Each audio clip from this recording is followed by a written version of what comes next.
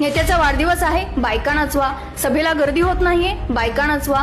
गणेशोत्सव आहे, दहीहंडी आहे, काय करायचं? नेता म्हणतो बायका नाचवा. गेल्या 4 ते 5 वर्षापासून महाराष्ट्रामध्ये प्रत्येक सणाला कोणत्याही सार्वजनिक ठिकाणी असेच विभत्सीकरण पाहायला मिळतंय. इतर वेळेला धर्मसंस्कृतीच्या नावाने बोंबा मारणारे सर्वच पक्षांचे सर्वच राजकीय नेते आणि त्यांचे कार्यकर्ते बिहारला टक्कर देण्यासाठी असे कार्यक्रम ऑर्गनाईज करतात.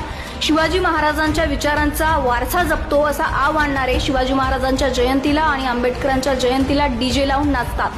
आता दहीहंडी असो, गणेशोत्सव असो, दिवाळी असो किंवा दसरा, तुम्ही सार्वजनिक कार्यक्रमात कुटुंबाला घेऊन जाऊ शकत नाही.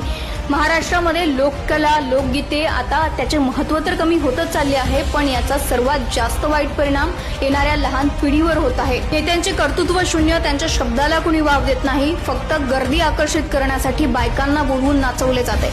हीच ती वेळ, जर शाहू फुले आंबेडकर शिवरायांचा महाराष्ट्र वाचवायचा असेल तर बायकांना नाचवणाऱ्या अशा कार्यक्रमांवर आपणच बंदी घालायला हवी.